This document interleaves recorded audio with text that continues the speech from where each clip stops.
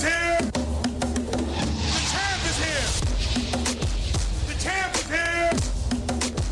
The champ is here. The champ is here. The champ is here. The champ is here. The champ is here. The champ is here.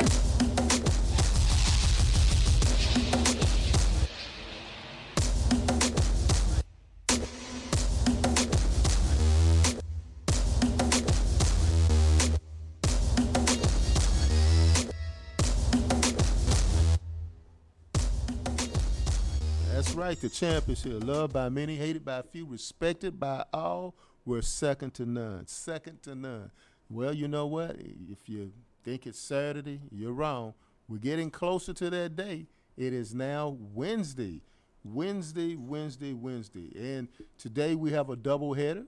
The first hour that we will have Dolores Huerta, who will be here. She will be calling in. We're running a little late, and Gabe knows the reason why, because we were put on standby. We had Miss Huerta on a phone call. You know, we had her teed up, ready to go. And you'll know who Dolores Huerta is.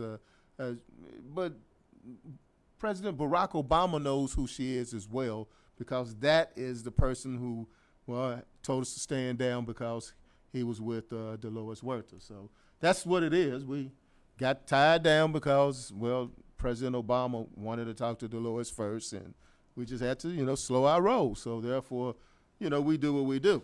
That's what we do on the Commish Radio Show. This is the 10th year in which we will be having our podcast radio show going on. And we are honored to have people call in from all over the world. We had a caller to call in from Berlin, Germany last month.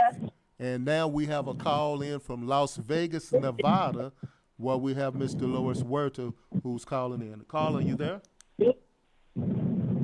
Hello. Hello. Hello, Miss Huerta. How are you today? I'm fine, thank you.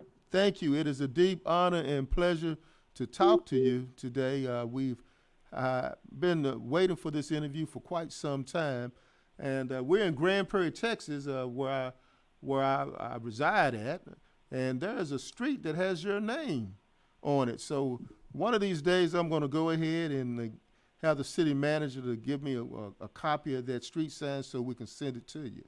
So thank you so much for taking our call to call in, because you are a living legend. So thank you for calling in. I'd like to also say to you that I grew up learning about you, so this is not a new thing for me. I grew up learning about you and the great activities you did with organized labor. To the callers, to the people who are listening in to us worldwide, Ms. Huerta is one of the founders of the United Farm Workers of America. Ms. Huerta, how you doing? I'm doing well, thank you. How are you? I'm doing okay. What's going on out in Las Vegas?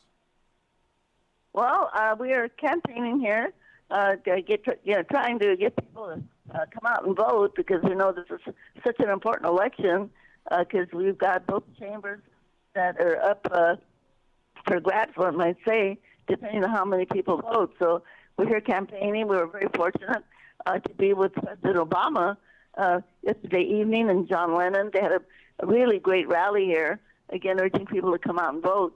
So it's been pretty exciting. So we're here for a few days, and then I'll be going to Georgia after this to campaign over there to help some of the people there get out to vote. Wow, you're going to Georgia as well. You just don't rest, do you? Yeah, well, the work needs to be done. We've got to make people understand that their vote is important, and that, who we elect to Congress is going to be depending on us, and a lot of great governor's races that are up right now. So this is a very, very important election. A lot of times people focus just on the general election when the president candidates are running, presidential candidates. But right now we have, as I said before, a lot of U.S. senators, and then we've got our local races, too, for our local legislators and school boards, city councils, commissioners. So there's a lot at stake in this election. We just want to ask people to please come out there and vote. Okay. All right. Now, give us a rundown of Nevada. Who is running in Nevada that you're campaigning for? Well, they have one of the senators here, Catherine Cortez Musto. She's the first Latina that ever got elected to the U.S. Senate, and so her seat is a very highly contested one here. And then, of course, they got the rest of the slate also, the governor's race also here. So it's all pretty exciting, but we have to make sure that we get people out to vote. And organized labor is very important in that because we have a lot of people in the service industry in Nevada that are registered to vote and that are quite active in politics. Could you speak to that? Yes, and here we have the Culinary Workers Union, which is very big because they have all the casino people here, and so they're a very, very big part here. But Nevada is like a lot of our states, like even like California, where you have Las Vegas itself is very big and has a lot of population, but you got a lot of rural areas too. And in the rural areas, people tend to be more conservative and that might vote more for Republicans than Democrats. Well, I'm a union man myself. I was affiliated with the Communication Workers of America, Local 6215, and a good friend of mine, Pancho Medrano, he was involved in the labor movement as well. We used to speak a lot of times about the labor movement and the concerns of organized labor. I understand that you are not only, in addition to the fact of you being in organized labor, a feminist as well. You were ahead of your time. You were one of the people that, as I stated before, organized farm workers, but you also a feminist in a time in which a lot of people weren't doing that type of work that were women. Could you speak to that? Yeah, that's true. But we organized the workers and they went on strike, but we weren't able to really win until we got people in the cities to support us. With a boycott of California table grapes, and that's how we were finally able to win. And many people in Texas there supported the farm workers, and we know that we have a lot of people from Texas that come to California to do farm work, and so we really appreciate them. And so we also want to urge them to please get out and cast their vote there in Texas. It's so important. You've got Beto O'Rourke there running for the governor's race there, and he's very, very close to winning. But it's going to depend on how many people get out to vote, whether he can make it or not. That's true. That's true. You have a Texas connection here. I understand that you're related to the owner of the Fishbowl Radio Network, Sammy G. Who is Marshall St. John? What was that? Marshall St. John. Who's Marshall St. John? Oh, that was my grandfather. Ah, okay. Now, Sylvia told me to ask you that question. So you guys have been here a long time. She gave me the history, and that is so great to know that. Now, I should have said he was. Yeah, I should have said he was my great grandfather. He was my grandmother's father, and so we have this long legacy there. And my great grandmother, Elena Torres Baca, she was born there near Texas. She was born in Mesilla, which is close to Las Cruces, which is right next to the Texas border there in New Mexico. Right. I've been there before. Mesilla. How do you pronounce that again? What's the name of it again? What's the name? Yeah. And so my family goes back 14 generations. 14 generations. That's a long time. That's the saying that people crossing the border cross you. That's what I've heard that, my great friend Domingo Garcia mentioned it to me before. So now, speaking of the campaign races in Georgia, which you had mentioned earlier, Herschel Walker and Raphael Warnock, that campaign there. So you going to Georgia to help in that with Raphael? Yeah, with him and also with Stacey Abrams, who's running for governor. And they have a lot of people that have already voted. So, it's hopefully that we can get the rest of the people out to vote. And there's a lot of Latinos down there. I think it was almost like over about 200,000 Latinos there in Georgia right now. So a lot of them have do some of the farm worker work there on the peach farms, and a lot of Latinos in construction. So we want to urge them to come out and vote. Okay. So what's next beyond that after the elections? Anything that we need to concern ourselves, or what do we need to do? I know you're also involved in environmental justice as well. Mm-hmm. Yeah, well, this is a time that we have to do everything that we can just to ask everybody, not only want you to vote, we want you to ask your relatives to vote, your neighbors, everybody that you know. Take them to the polls with you. And I know that there in Texas, I think you still have early voting going on, right? Yes, ma'am. Or is it already stopped? It stops on Friday. It stops on Friday. We still have some time to get out and vote. It stops on Friday. Oh, wow. Okay, so now we got to get people to go to the polls, to go out there and have to vote on election day. The good thing is that you still have time to vote out there, everybody. You all know what happened in California, where our speaker, Nancy Pelosi, where her husband was attacked, and they tried to murder him. Yeah, and this is the kind of violence and horrible rhetoric that's coming out of all of these attacks on people.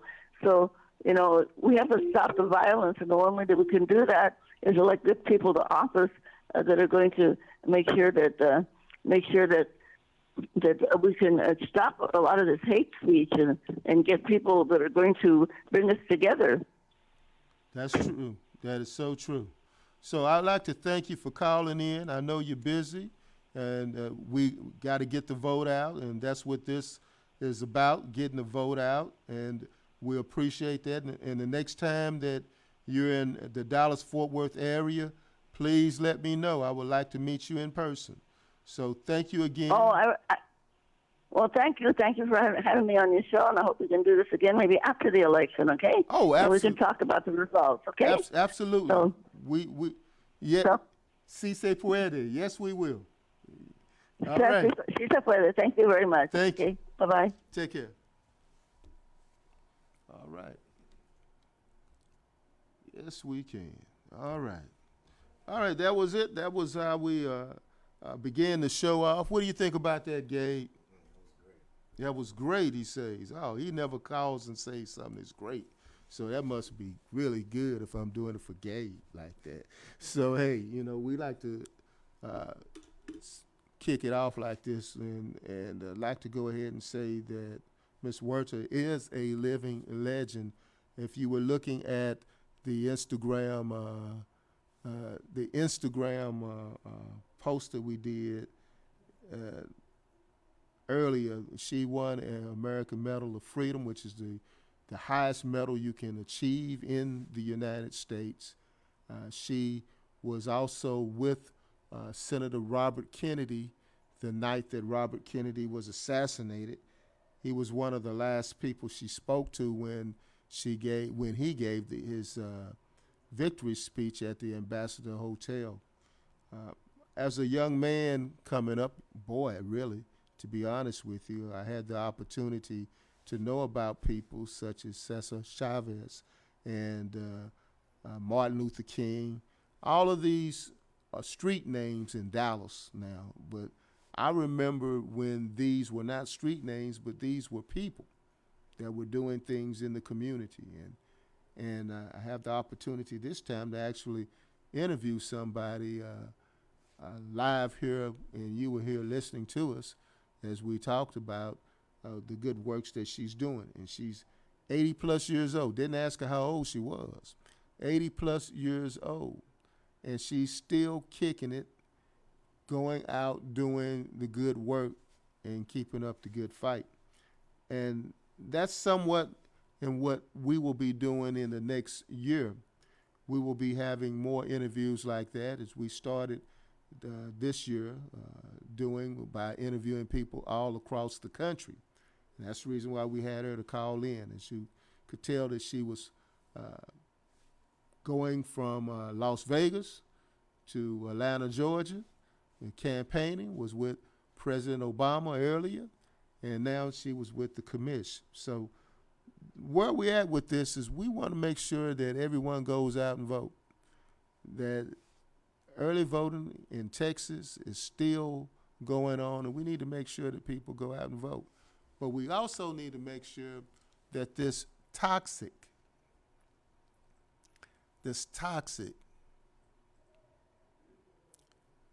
atmosphere that's poisonous to us all in American democracy ends. This isn't about Donald Trump. This is about everybody. Everybody. But it does appear that there's a certain group of people that are about that. When they go into the Speaker of the House home in San Francisco and try to kill her, couldn't find her, but indeed try to kill her husband. This is bad. And it doesn't appear it's going to get any better. I saw over the weekend several interviews in which, and I'll just go ahead and mention the Republican Party. The Republican Party and their followers. And there are deep factions in the Republican Party that are very dangerous, if you will, to American society. The Trumpistas, that's what I call them, the Tea Party people, far right-wing organizations, paramilitary organizations that are out for violence in our American society. This is dangerous to us as Americans, regardless of whether or not we're black, white, Hispanic, gay, straight, young, old. This is our time, but we don't want to make it our last time. We need you to do something. We need you to get out and vote. But those who are on the other side, if you will, of the party spectrum, those who proclaim to be patriots, those who proclaim to be about American values, they should realize that Americans come in more than shades of whiteness. Americans come in all shades. Americans are not just Christians. They're Muslims, they're Jews. There's an old saying that says that we didn't all come over in the Mayflower, but we're in the same boat now. Well, my only concern is that that boat may indeed be sinking. We need to do better, America. I'm Ed Gray, and as I used to say on WFAA, that's my voice and my opinion. Gabe, let's cut us off.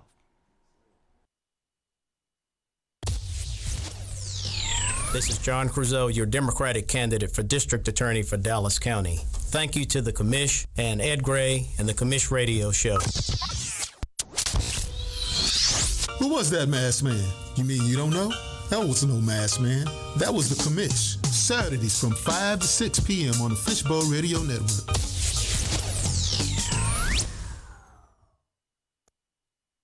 I'm Pastor Freddie Haynes. I listen to the Commish Show on the Fishbowl for my social activism information so I can be a better agitator.